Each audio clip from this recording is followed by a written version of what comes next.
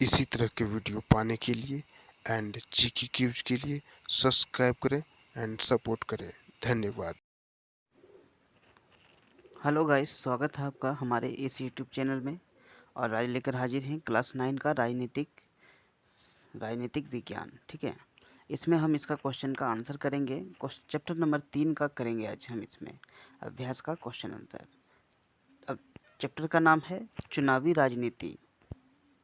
आइए देखते हैं इसका पहला क्वेश्चन। पहला क्वेश्चन है, चुनाव क्यों है? इस बारे में इनमें कौन कौन सा वाक्य ठीक नहीं है? पहला वाक्य है, चुनाव लोगों को सरकार के कामकाज का फैसला करने का अवसर है, या लोग चुनाव में अपनी पसंद उम्मीदवार को चुनाव करते हैं। तीसरा वाक्य है, चुनाव लोगों को न्यायपालिका के कामकाज का मूल्यांकन करने का अवसर देते हैं। घ है, लोग चुनाव से अपनी पसंद की नीतियां बना सकते हैं। तो इसका सही आंसर हो जाएगा ग नंबर, कि चुनाव लोगों को न्यायपालिका के कामकाज का मूल्यांकन करने का अवसर देते हैं। ठीक है, आगे है दूसरा क्वेश्चन कि भारत के चुनाव लोकतांत्रिक है, यह बताने के लिए इनमें कौन सा वाक्य सही कारण नहीं देता है? ठीक है, पहला है, भारत में दुनिया का सबसे ज़्यादा मतदाता है। ख, भारत में चुनाव आयोग काफ़ी शक्तिशाली है। ग, भारत में 18 वर्ष से अधिक उम्र का हर व्यक्ति मतदाता है। या भारत में चुनाव हारने वाली पार्टियां जनादेश स्वीकार कर लेती है। तो इसका सही आंसर है क, भारत में दुनिया के सबसे ज़्यादा मतदाता है। आइए देखते हैं क्वेश्चन 3 कि निम्नलिखित में मेल ढूंढें, यानी किसमें कौन मैचिंग होगा। तो क नंबर है, समय समय पर मतदाता सूची का नवीकरण आवश्यक है। तो इसमें इसका आंसर हो जाएगा आपका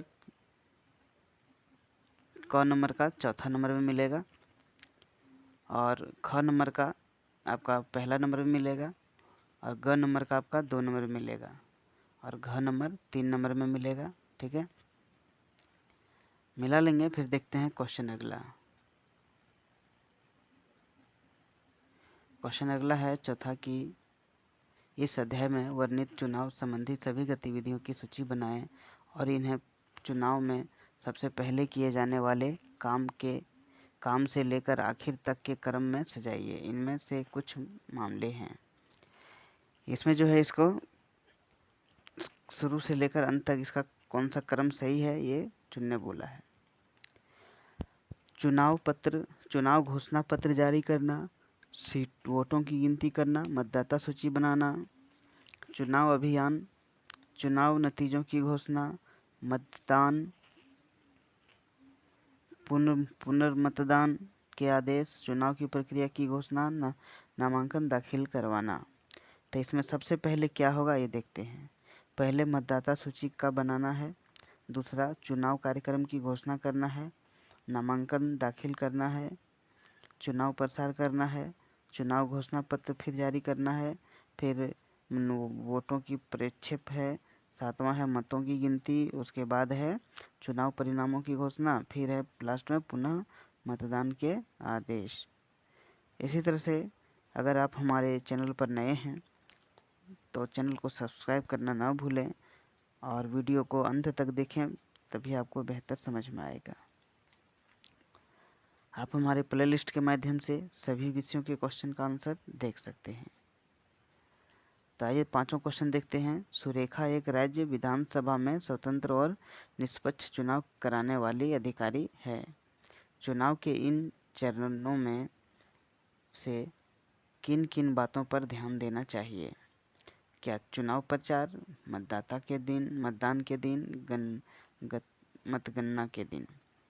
तो जो सबसे पहले जो है इसका चुनाव प्रचार जो है, चुनाव प्रचार के दौरान विभिन्न राजनीतिक दल अपनी बैठकें करते हैं, अपनी रैलियां निकालते हैं, अपने घोषणा पत्र वितरित करते हैं, अपने पोस्टर प्रदर्शित करते हैं और घर घर प्रचार करते हैं।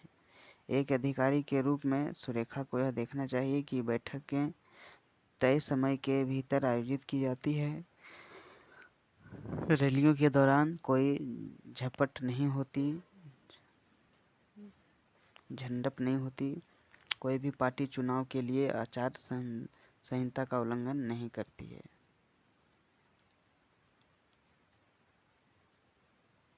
जैसे दीवार पोस्टिंग, विरोधियों का चरित्र हनन।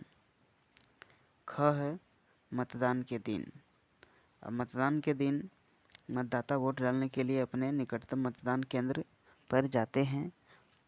इस दिन उन्हें यह देखना है कि मतदान शांतिपूर्ण माहौल में संपन्न हो, कोई भी फर्जी मतदाता वोट नहीं डाल पाए, हर बूथ में पुलिस की व्यवस्था हो, कोई भी असामाजिक तत्व किसी भी बूथ में प्रवेश नहीं कर पाए, कोई बूथ कैप्चरिंग या धांधली ना हो पाए, मत पेटियां या इलेक्ट्रॉनिक मशीनें सुरक्षित रूप से मतदान केंद्र तक पहुंच जाए। ग है मतदाता के दिन। मतगणना के दिन लगभग हर उम्मीदवार के एजेंट अपनी सीट मतगणना केंद्र के अंदर ले जाते हैं। अधिकारी के रूप में सुरेखा को निम्नलिखित बातों का ध्यान रखना होगा। पहला बात है, विभिन्न उम्मीदवारों के एजेंट के लिए बैठने की उचित व्यवस्था हो। दूसरा, किसी भी अनुचित घटना को रोकने के लिए उचित पुलिस व्यवस्था हो। मतों की गिनती बिना किसी बाहरी हस्तक्षेप और सभी उम्मीदवार की पूर्ण संतुष्टि के बिना शांतिपूर्ण ढंग से की जाती हो। आनंददायक, शांति और गैर उत्तेजक होना चाहिए। आइए देखते हैं क्वेश्चन नंबर 6 की दी गई तालिका बताती है कि अमेरिकी कांग्रेस के चुनाव के विजयी उम्मीदवार में अमेरिकी समाज के विभिन्न समुदाय के सदस्यों का अनुपात था। में जीते की तुलना अमेरिकी समाज में इन समुदायों की आबादी के अनुपात से कीजिए। इस आधार पर क्या आप अमेरिकी संसद के चुनाव में भी आरक्षण का सुझाव देंगे? अगर हाँ तो क्यों और किस समुदाय के लिए? अगर नहीं तो क्यों?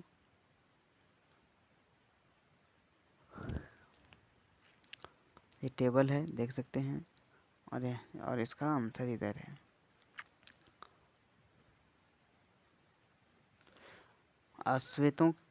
अश्वेतों की अपनी प्रतिनिधि सभा 13% की तुलना में प्रतिनिधि सभा के सीटों की संख्या कम है, यानी 8।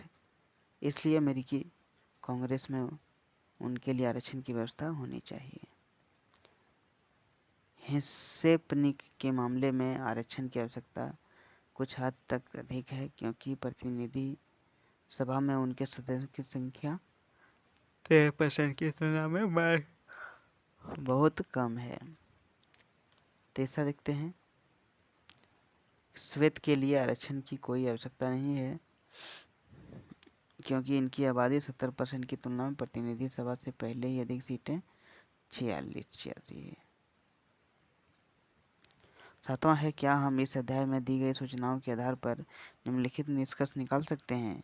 इनमें से सभी पर अपनी राय पक्ष में 2 तथ्य प्रस्तुत करें। तो पहला देखते हैं इसका कि भारत के चुनाव आयोग को देश में स्वतंत्र और निष्पक्ष चुनाव करा सकने लायक पर्याप्त अधिकार नहीं है। हमारे देश के चुनाव में लोगों की ज़बरदस्ती भागीदारी होती है या सत्ताधारी पार्टी के लिए चुनाव जीतना बहुत आसान होता है, या अपने चुनावों को पूरी तरह से निष्पक्ष और स्वतंत्र बनाने के लिए कई कदम उठाने जरूरी है। तो इसका आंसर क नंबर होगा। यह कहना गलत है कि चुनाव आयोग के पास स्वतंत्र और निष्पक्ष चुनाव कराने के लिए पर्याप्त अधिकार नहीं है, क्योंकि भारत के चुनाव आयोग के पास देश में स्वतंत्र और निष्पक्ष चुनाव कराने की पर्याप्त शक्तियां हैं। भारत का चुनाव आयोग और स्वतंत्र और शक्तिशाली निकाय है। सबसे पहले भारत के चुनाव आयुक्त को भारत के राष्ट्रपति या सरकार द्वारा नियुक्त किया जाता है, उसे हटाया नहीं जा सकता। दूसरी बात, चुनाव के आयुक्त सरकार को कुछ दिशा निर्देशों का पालन करने का आदेश दे सकती हैं। तीसरा, अगर उसे लगता है कि चुनाव निष्पक्ष रूप से नहीं हुए हैं तो वह कुछ बूथों पर या पूरे निर्वाचन क्षेत्र में भी मतदान का आदेश दे सकता है। चौथा, चुनाव ड्यूटी के दौरान अन्य सरकारी कर्मचारी चुनाव आयुक्त के नियंत्रण में काम करते हैं। ख ऑप्शन देखते हैं इसका कि यह तथ्य, ख का जो है यह एक तथ्य है कि हमारे देशों में चुनाव में कुछ स्तर की लोकप्रिय भागीदारी होती है। पिछले 50 वर्षों के दौरान उत्तरी अमेरिका और यूरोप में मतदाताओं की संख्या में गिरावट आई है, जबकि भारत की यह स्थिति बढ़ा हुआ है। यह पाया गया है कि हमारे देश में गरीब, अनपढ़ और असभ्य लोग अमीर और विशेषाधिकार प्राप्त वर्गों की तुलना में बड़े अनुपात में मतदान करते हैं। ग नंबर का है, यह एक गलत धारणा है कि सत्ता में पार्टी भारत में काफ़ी आसानी से चुनाव जीत सकती है। अगर ऐसी बात सच होती तो भारत के तत्कालीन प्रधानमंत्री इंदिरा गांधी की तरह कांग्रेस के दिग्गज भी एक सामान्य रोहताज नहीं है।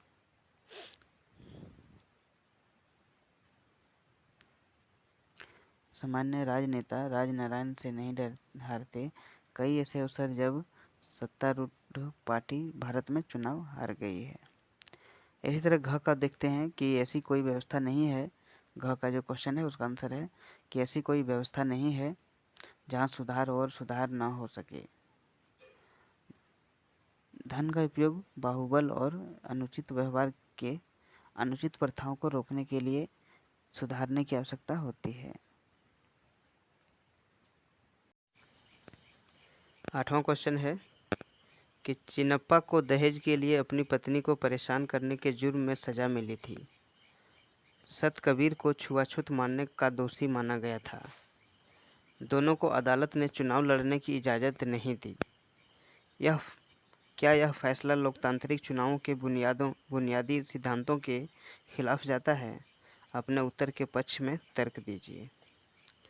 तो इसका आंसर है कि चिन्नप्पा और सतबीर दोनों मामलों में अदालत ने उनके बीच चुनाव लड़ने की अनुमति नहीं देकर सही काम किया।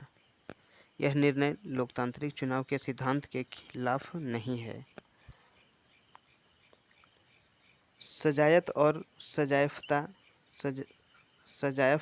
सजायाफ्ता व्यक्तियों को चुनाव लड़ने की अनुमति नहीं दी जानी चाहिए, अन्यथा वे पूरी चुनाव प्रक्रिया को अपराधी बना देंगे।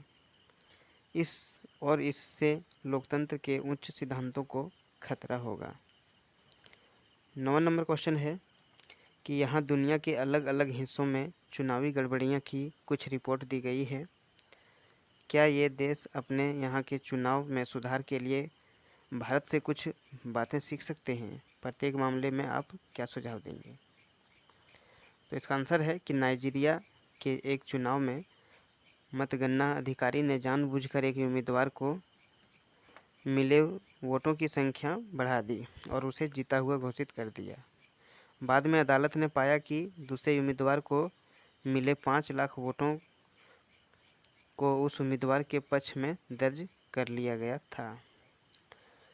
अगला स्टेप है ख कि फिजी में चुनाव से ठीक पहले एक पर्चा बांटा गया जिसमें धमकी दी गई थी कि अगर पूर्व प्रधानमंत्री महेंद्र चौधरी के पक्ष में वोट दिया गया तो खून खराबा हो जाएगा। यह धमकी भारतीय मूल के मतदाताओं को दी गई थी। ग है, अमेरिका के हर प्रांत में मतगणना और चुनाव संचालन की अपनी अपनी प्रणालियां हैं। सन 2000 के चुनाव में फ्लोरिडा प्रांत के अधिकारियों ने जॉर्ज बुश के पक्ष में अनेक विवादास्पद फैसले लिए और उनके फैसले पर कोई भी बदल नहीं सका। तो इसका आंसर देखते हैं। तो क नंबर का आंसर, चुनाव के दौरान प्रभारी अधिकारी यानी गिनती विपक्ष होना चाहिए था और उसे फटकार लगाने का आदेश देना चाहिए था। मतदान के लिए इलेक्ट्रॉनिक मशीनें होनी चाहिए ताकि गिनती में कोई धोखाधड़ी न हो सके। इलेक्ट्रॉनिक मशीन की अनुपलब्धता की स्थिति में वोटों को विभिन्न उम्मीदवारों या राजनीतिक दलों के प्रतिनिधियों को की उपस्थिति में गिना जाना चाहिए। नाइजीरिया यह सबक भारत से सीख सकता है। दूसरा है कि स्वतंत्र और निष्पक्ष चुनाव की भावना के खिलाफ इस तरह की बात काफ़ी गलत है। सबसे पहले मतदाताओं को कभी भी अपनी अंतरात्मा की आवाज़ पर वोट डालने की धमकी नहीं देनी चाहिए। दूसरी बात यह है कि अगर किसी भी पर्ची को वितरित किया जाना है तो यह भारत में चुनाव की तारीख से कम 48 घंटे पहले किया जाना चाहिए था। तो फिजी भारत से ये सबक सीख सकता है। मतदाताओं को डरना नहीं, और फिर भी अगर ऐसा होता है तो चुनाव स्थगित या रद्द किया जा सकता है। ग का है कि भारत में सभी राज्यों में एक और समान नियमों का पालन किया जाता है। जहाँ तक मतदान की विधियाँ मतगणना की प्रक्रिया का संबंध है, विभिन्न नियम, विभिन्न प्राधिकरण और मतगणना की विभिन्न प्रक्रियाएं अस्पष्टता को जन्म देती है और न्याय की भावना को दूर ले जाती है, जो लोकतंत्र के मुख्य सिद्धांत में से एक है। अमेरिका भारत से सभी राज्यों और देश भर में समान नियमों, प्रक्रियाओं आदि का पालन करने के लिए कुछ अच्छे बिंदु और सबक ले सकता है। क्लियर है? आइए देखते हैं क्वेश्चन नंबर 10।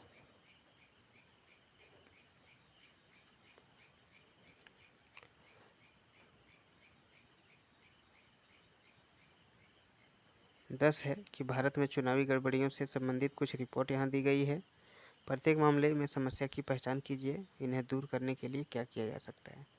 तो क है, चुनाव की घोषणा होते ही मंत्री महोदय ने बंद पड़ी चीनी मिल को दोबारा खोलने के लिए वित्तीय घोषणा सहायता की घोषणा की है। तो इसका आंसर होगा कि ऐसा करने से मंत्री दो मायने रखता है। सबसे पहले उन्हें यह वादा नहीं करना चाहिए था जब चुनाव की घोषणा पहले की जा चुकी है। दूसरे, वित्तीय सहायता का वादा करके वह वित्तीय चाल का उपयोग करके मतदाताओं को रिश्वत देने की कोशिश कर रहा है। वह अपनी पार्टी के सत्ता में होने का फायदा उठाने की कोशिश कर रहे हैं। इस मिल को नहीं खोला जाना चाहिए और इसे चुनाव के बाद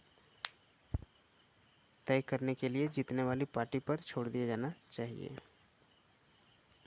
ख है कि विपक्षी दलों का आरोप था कि दूरदर्शन और आकाशवाणी पर उनके बयानों का चुनाव अभियान को उचित जगह नहीं मिली।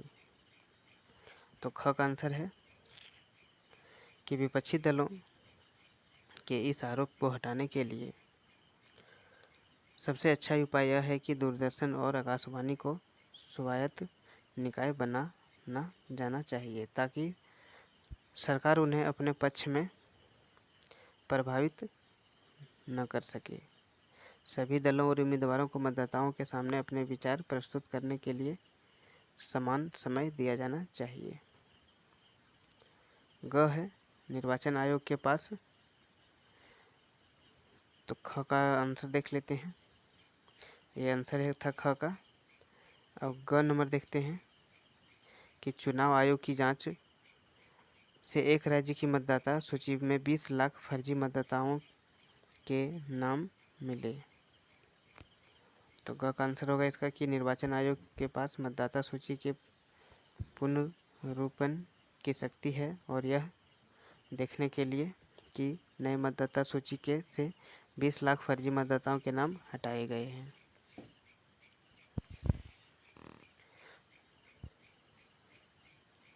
घ नंबर है कि एक राजनीतिक दल के गुंडे बंदूकों के साथ घूम रहे थे, दूसरी पार्टियों के लोग को मतदान में भाग लेने से रोक रहे थे और दूसरी पार्टी की चुनावी सभाओं पर हमला कर रहे थे। तो घ का आंसर है कि चुनाव आयोग के पास बंदूक के साथ घूमने के इस कदाचार की जांच करने की शक्ति है। शारीरिक रूप से अन्य राजनीतिक दलों के समर्थक को मतदाताओं से मिलने और अन्य दलों की बैठकों पर हमला करने के लिए रोकने के लिए यह किसी भी पार्टी की मान्यता को वापस ले सकता है और या किसी उम्मीदवार को चुनाव लड़ने के अयोग्य घोषित कर सकता है यदि उसके समर्थक हथियारों के साथ चलते पाए जाते हैं तो। आइए लास्ट क्वेश्चन देखते हैं 11 नंबर का।